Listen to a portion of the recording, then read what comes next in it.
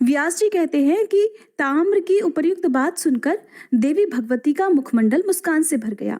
फिर मेघ की भांति बड़ी गंभीर वाणी में वे ताम्र से कहने लगी कि ताम्र, तेरा मूर्ख स्वामी महिषासुर अब मृत्यु को गले लगाना चाहता है। उस अज्ञानी के ऊपर कामदेव के बाण असर कर गए हैं। तू जा और उससे कह दे कि जैसी तेरी जन्मदाता भैंस है, जो घास फूस खाकर तगड़ी बनी रहती है, जिसकी लंबी पूंछ है, बड़ा सा पेट है और सिर पर सींग सुशोभित है, मैं वैसी नहीं हूं। ब्रह्मा, विष्णु, महेश, इंद्र, वरुण, कुबेर और अग्नि तक को भी मैं पति नहीं बनाना चाहती। इन सब प्रधान देवताओं को छोड़कर किस गुण की विशेषता से मैं एक पशु को स्वामी बनाने का निंदनीय काम करूंगी? मैं पति को वरण करने वाली स्त्री नहीं हूं। मेरे शक्तिशाली पतिदेव विराजमान हैं। वे सबके कर्ता, साक्षी, अकर्ता और निष्प्रह हैं। वे तो सब जगह विराजमान हैं, क्षमा और शांति के साकार विग्रह हैं। सब कुछ देखने और समझने की शक्ति उन्हें प्राप्त है। ऐसे सुयोग्यतम पति को छोड़कर मूर्ख महिषासुर की सेवा करने के लिए मैं भला कैसे तैयार हो सकती हूँ? तू संभल कर युद्ध कर। अभी तुझे यमराज की सवारी के लिए नियुक्त कर देती हूँ, या फिर तेरी पीठ पर पानी लादकर जनता को जल पहुंचाने की व्यवस्था करूंगी। अरे नीच, अगर तुझे अपने प्राणों का लोभ है तो संपूर्ण दानवों के साथ शीघ्र ही पाताल भाग जा, नहीं तो संग्राम में तू मुझसे नहीं बच सकता। दोनों एक समान हो तभी उनका संयोग संसार में सुखदायी हो सकता है, नहीं तो अज्ञान से अगर विषमता में संबंध की कल्पना कर ली जाए तो दुख ही दुख उठाने पड़ते हैं, और तेरी बुद्धि पर तो पत्थर पड़ गए हैं। इसीलिए तो तू कह रहा है कि भामिनी, तुम मेरे महाराज की उपासना करो। कहाँ मैं और कहाँ वो सींग वाला महिषासुर? ऐसे दो व्यक्तियों में भला कैसा संबंध? जा या फिर युद्ध कर, जैसी तेरी इच्छा हो कर सकता है। मैं तुझे तेरे परिवार के सहित मृत्यु के मुख में झोंक दूंगी। अगर युद्ध अभीष्ट ना हो तो इस लोक को छोड़कर कहीं और सुख से जीवन बिता। व्यास जी कहते हैं, इस प्रकार कहकर भगवती जगदम्बा ने बड़ी अद्भुत घोर गर्जना की। उस अवसर पर उनके कल्पांत सदृश गर्जन से दैत्यों के मन में आतंक छा गया। ऐसी गंभीर गर्जना हुई कि उसके प्रभाव से पृथ्वी कांपने लगी, पहाड़ डगमगा गए और दैत्यों की स्त्रियों का गर्भपात आरंभ हो गया। उस शब्द को सुनकर ताम्र का मन भी भय से व्याप्त हो गया और वो वहां से भागकर महिषासुर के पास चला गया। यही नहीं, किंतु उस नगर के जितने भी दैत्य थे उन सब का मन चिंता से आकुल हो गया। राजन, उन सब के कान उस भीषण गर्जना से बहरे हो गए। एकमात्र भाग जाना ही अब उनका ध्येय रह गया। उसी क्षण क्रोध में आविष्ट होकर सिंह ने भी बड़ी भीषण गर्जना की। उस भैरव नाद के कारण दैत्यों के रोम रोम में भय भर गया। ताम्र को वापस आया देखकर महिषासुर की बुद्धि भी चौंधी आ गई। तब मंत्रियों के साथ बैठकर वह परामर्श करने लगा कि अब क्या करना चाहिए। दुर्ग का सहारा लिया जाए या फिर युद्ध हो, या फिर युद्ध भूमि से ही निकलकर भाग चले। महानुभाव दानवों, आप लोगों को यहाँ से भाग जाने में ही कल्याण की संभावना दिखती है। आप सबके सब बुद्धिमान, युद्ध में कभी पीछे पैर ना रखने वाले और शास्त्रों के पारगामी विद्वान हैं। इस अवसर पर कार्य में सफलता प्राप्त करने के लिए कोई अत्यंत गुप्त मंत्रणा करना बड़ा आवश्यक है। राज्य की स्थिति में मंत्रणा को ही प्रधान कारण माना गया है। राज्य को सुरक्षित रखने की इच्छा हो तो राजा के लिए सदाचारी विद्वान मंत्रियों से मंत्रणा करना अनिवार्य है। मंत्रणा का भेद फूट जाने पर राज्य और राजा दोनों का विनाश हो सकता है। अपना विचार सबको पता ना चल जाए, इस भय से कल्याणकामी पुरुष अपने अभिप्राय को भली भांति गुप्त रखते हैं। इसलिए इस समय मंत्रिमंडल देश और काल के अनुसार अपना हेतुयुक्त हितकारक मत प्रकट करे। नीति पूर्वक विचार करके ही अपना मत बताना चाहिए। यहाँ जो देव निर्मित स्त्री आई है उसमें अपार पराक्रम है। अकेले ही निराधार इसके यहाँ आने का भला क्या कारण है, इस बात पर विचार किया जाए। वह युवती स्त्री युद्ध के लिए बार बार आह्वान कर रही है, इससे बढ़कर और भला क्या आश्चर्य होगा। युद्ध छिड़ जाने पर विजयश्री मिलेगी या नहीं, त्रिलोकी में ये कौन जान सकता है। बहुतों की विजय और एक की तो हार होती ही है। ये भी निश्चित बात नहीं है, क्योंकि युद्ध में जय और पराजय की बात सदा दैव के अधीन समझनी चाहिए।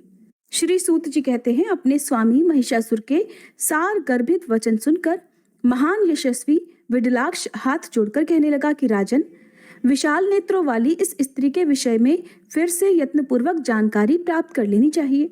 ये किस उद्देश्य से और कहाँ से आई है, किसके साथ इसका विवाह हुआ है। स्त्री के हाथ से आपका वध तो निश्चित है। देवता इस विषय को भली भांति जानते हैं और लगता है कि उन्होंने ही अपने सामूहिक तेज से उत्पन्न करके इस कमल नयनी को यहाँ भेजा है। वे सब के सब युद्ध देखने की इच्छा से छुपकर संप्रति आकाश में विद्यमान हैं। उन्हें भी युद्ध की कम लालसा नहीं है महाराज। समय आने पर वे सभी इस स्त्री के सहायक बन जाएंगे। विष्णु प्रभृति वे प्रधान देवता युद्ध भूमि में इस कामिनी को अग्रसर बनाकर हमारा वध कर डालेंगे। साथ ही वो स्त्री आपको मार डालेगी। राजन, मेरी समझ से उन देवताओं का यही मनोरथ है। भविष्य में होने वाले परिणाम की भली भांति जानकारी मेरे लिए सुलभ नहीं है प्रभु, इसलिए आप इस समय युद्ध ना करें। बस अब इससे अधिक मैं कुछ नहीं कह सकता। कार्य की प्रधानता मानकर हम लगातार आपके लिए मर मिटने को तैयार हैं। आपके साथ आनंद का अवसर भी तो हमें मिलता ही है। हम तो आपके अनुचर हैं और यही हमारा धर्म है। दुर्मुख बोला, राजन, मैं जानता हूं कि आज युद्ध में हमारी विजय अवश्य होगी। पीछे पैर रखना सर्वथा अवांछनीय है। ऐसा करने से हमारी कीर्ति में कलंक लग जाएगा। जब इंद्र आदि देवताओं के साथ लोहा लेना पड़ा था, तब भी तो भागने जैसे निंदित कार्य का आश्रय नहीं लिया गया था। फिर इस अकेली स्त्री के सामने ऐसा क्यों किया जाए? इसलिए महाराज, मेरी नजर में तो युद्ध करना ही परम आवश्यक है। युद्ध में विजय अथवा मरण ये दो ही होते हैं। जो होनी है उसको टालना असंभव है। फिर जानकार पुरुष भला क्यों चिंता करे? संग्राम में काम आ जाने पर यश मिलता है और जीवित रहने पर सुख की प्राप्ति होती है। ये दोनों ही फल मन के अनुकूल हैं, ये मानकर अब युद्ध करने के लिए तत्पर हो जाना चाहिए। भाग जाने पर तो जगत में निंदा होगी। आयु समाप्त हो जाने पर मरना तो निश्चित ही है। इसलिए जीने और मरने के बारे में व्यर्थ चिंता नहीं करनी चाहिए। व्यास जी कहते हैं, वाशकल बातचीत करने में बड़ा कुशल था। उसने दुर्मुख की बात सुनने के बाद हाथ जोड़कर बड़ी नम्रता से महिषासुर से ये कहा कि राजन, ये कार्य कायर व्यक्तियों के लिए अप्रिय है। आपको इस कार्य के विषय में कुछ भी चिंता नहीं करनी चाहिए। मैं अकेले ही चंचल नेत्रों वाली चंडी को मार डालूंगा। राजन, बस आप मन में उत्साह रखिए। मैं निर्भीक होकर युद्ध करूंगा। राजन, मेरे प्रयास से वो चंडिका यमराज के घर अवश्य ही पहुंच जाएगी। मैं इंद्र, वरुण, कुबेर, सूर्य, चंद्रमा, यमराज, अग्नि, वायु और विष्णु और शंकर से भी नहीं डरता। फिर अभिमान में चूर रहने वाली वो अकेली स्त्री भला मेरा क्या कर सकती है? मेरे चमकीले बाणों से उसके प्राण पखेरु उड़ जाएंगे। आज आप मेरी भुजाओं का बल देखिए महाराज। फिर सुखपूर्वक विहार कीजिएगा। इसके साथ युद्ध करने के लिए आपको खुद युद्ध मैदान में नहीं जाना चाहिए। व्यास जी कहते हैं, इस प्रकार अभिमान में भरा रहने वाला वाशकल महिषासुर के प्रति अपना अभिप्राय व्यक्त कर गया। इसके बाद दुर्धर उस राक्षस राज को प्रणाम करके कहने लगा कि महाराज, देवताओं द्वारा रची हुई देवी को मैं परास्त कर दूंगा। 18 भुजा धारण करके वह सुंदरी अवश्य ही किसी कारणवश यहाँ आई है। राजन, देवताओं की बनाई हुई ये माया है और आपको भयभीत करने के लिए ही इसका यहाँ आगमन हुआ है। ये तो केवल डराने के लिए ही है। ऐसा जानकर आप अपने मन का मोह त्याग दीजिए।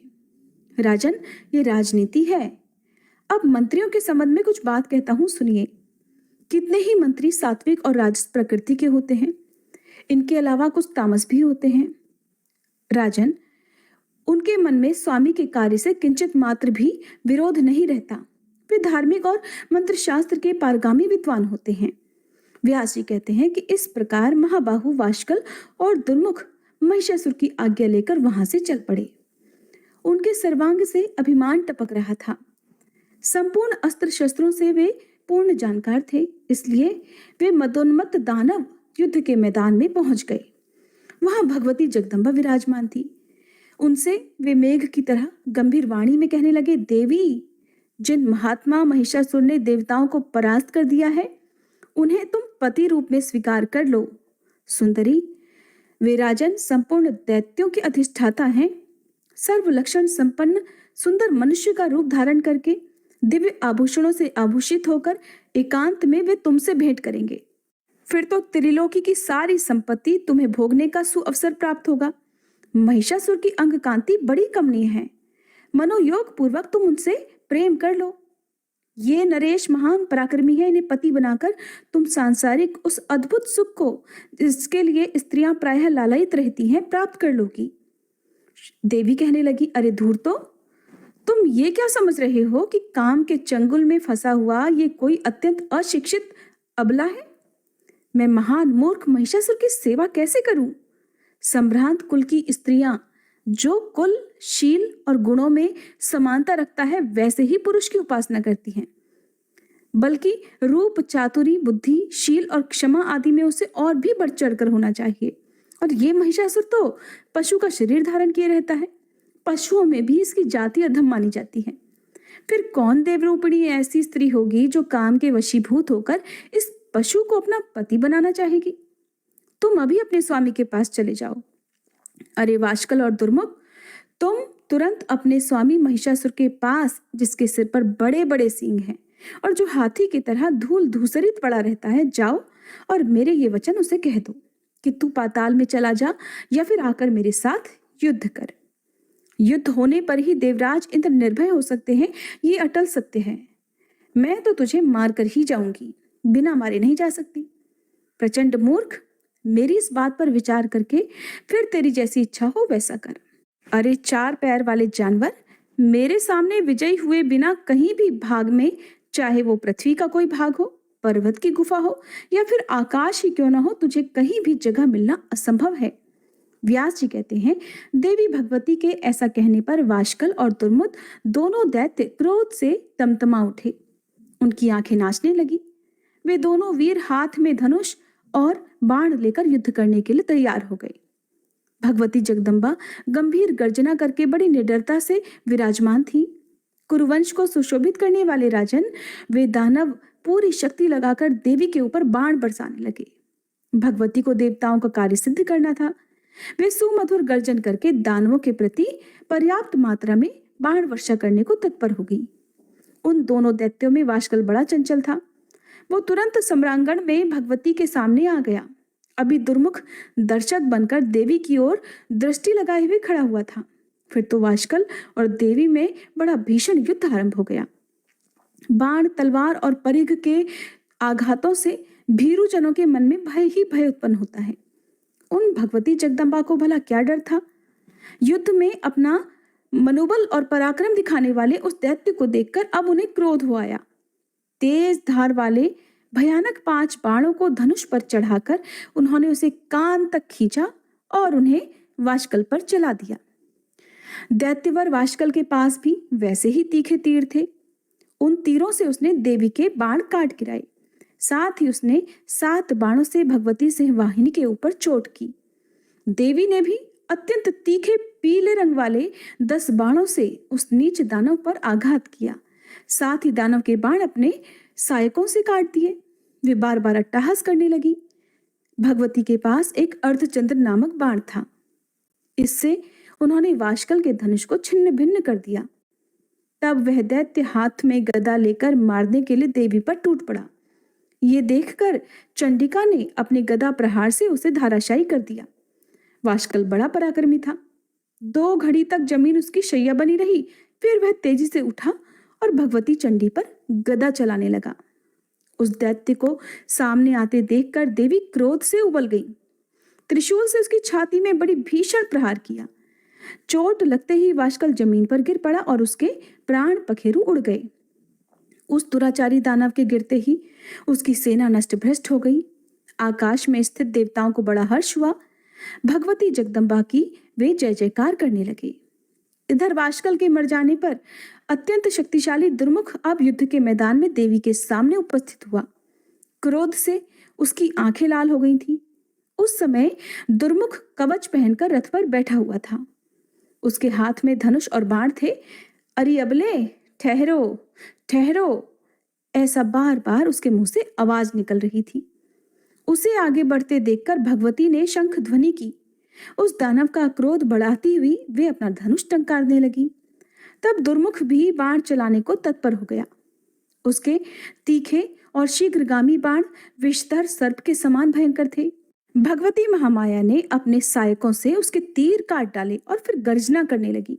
राजन, अब तो दोनों में महान भयंकर युद्ध होने लगा। बाण, शक्ति, गदा, मूसल और तोमर आदि अस्त्र शस्त्रों से वे एक दूसरे पर प्रहार करने लगे। उस समय युद्ध स्थल में रक्त की नदी बह चली। उस नदी के तट पर कटकर गिरे हुए वीरों के मस्तक इस प्रकार सुशोभित हो रहे थे मानो तैरने की कला सीखने वाले यमराज के दूत अभ्यास करने के लिए तुंबी एकत्रित किए हुए हों। उस अवसर पर वहां की भूमि बड़ी भयंकर हो गई थी, क्योंकि चारों ओर कटी हुई लाशें बिछी हुई थी। उन्हें खाने वाले श्रृंगाल आदि क्रूर जानवरों का पूरा समूह जुटा हुआ था। सियार, कुत्ते, कौवे, काक और गीध, बाज उन दुष्ट दानवों के मरे हुए शरीरों को नोच नोच कर खा रहे थे। मृतकों के संसर्ग से बड़ी दुर्गंधित हवा चलने लगी थी। मांसभक्षी जानवर बड़े जोर जोर से चिल्ला चिल्लाकर भयानक आवाज कर रहे थे। तब दुरात्मा दुर्मुख क्रोध से तिलमिला उठा। काल ने उसकी विवेक शक्ति नष्ट कर दी थी। अपनी सुंदर भुजा ऊपर उठाकर अभिमान के साथ वह देवी से कहने लगा, चंडी, तुम्हारे तो सभी अंग बड़े सुकोमल हैं। सुंदरी, तुम अब भी मान जाओ और मद्यपान करके मस्त रहने वाले दानवेश्वर महिषासुर की सेवा करना स्वीकार कर लो, नहीं तो आज ही मैं तुम्हें काल का कलेवा बना दूंगा। तब देवी बोल उठी कि तेरे सिर पर मौत नाच रही है। तू काल से मोहित हो गया है, इसलिए जी भरकर अनाप शनाप बक ले। मैं अभी तुझे यमराज के घर वैसे ही भेजने वाली हूं जैसे इस वाशकल को भेज दिया है। मूर्ख, जा या फिर रह, तुझे मरना तो अभीष्ट है, इसलिए पहले मैं तेरे प्राण हरकर मूढ़ बुद्धि महिषासुर को मारने की व्यवस्था करूंगी। अब तो दुर्मुख मरने के लिए उद्यत होकर आया ही था। भगवती चंडिका की बात सुनकर उसने उन पर बाणों की भयंकर वर्षा आरंभ कर दी। देवी ने अपने बाणों से दुर्मुख के सभी बाण काट दिए। साथ ही उस दानव पर इस प्रकार बड़े जोर से प्रहार किया मानो इंद्र वृत्तासुर वज्र फेंक रहे हों। अब भगवती चंडिका और दुर्मुख दोनों आपस में घमासान युद्ध करने लगे। देखकर कातरों का कलेजा दहल उठता था। शूरवीर उत्साहित हो रहे थे। देवी ने बड़ी शीघ्रता के साथ दुर्मुख के धनुष को काट डाला। उनके वैसे ही 5 बाणों से दानव का उत्तम रथ भी छिन्न भिन्न हो गया। रथ टूट जाने पर महाबाहु दुर्मुख दुर्धर्ष गदा हाथ में लेकर पैदल ही भगवती की ओर दौड़ा और पूरी शक्ति लगाकर सिंह के मस्तक पर उसने अपनी गदा से चोट पहुंचाई। महाबली सिंह प्रहार से व्यथित होने पर भी अपने स्थान से विचलित नहीं हुआ। गदा लेकर सामने खड़े हुए दुर्मुख को देखकर भगवती जगदम्बा ने अपनी तीखी तलवार से किरीट सहित उसके मस्तक को धड़ से अलग कर दिया। मस्तक कट जाने पर दुर्मुख के प्राण प्रयाण कर गए। वो जमीन पर पड़ गया। उसे देखकर आनंद से देवता विह्वल हो उठे। उन्होंने उच्च स्वर से जयध्वनि आरंभ कर दी। साथ ही वे देवी की स्तुति करने लगे। बहुत से देवता आकाश में स्थित होकर भगवती के ऊपर पुष्प बरसाने लगे। उनके मुख से जय जयकार की घोषणा हो रही थी। युद्ध के मोर्चे पर दुर्मुख की जीवन लीला समाप्त हो गई। ये देखकर ऋषियों, सिद्धों, गंधर्वों, विद्याधरों और किन्नरों के मुख पर प्रसन्नता की किरणें चमक उठी। जय माता दी। आज का अध्याय समाप्त हुआ। उम्मीद है ये वीडियो आपको पसंद आई होगी। अच्छी लगी हो तो वीडियो को लाइक कीजिएगा, कमेंट कीजिएगा और अगली वीडियो के अनुसार आप अगले दिन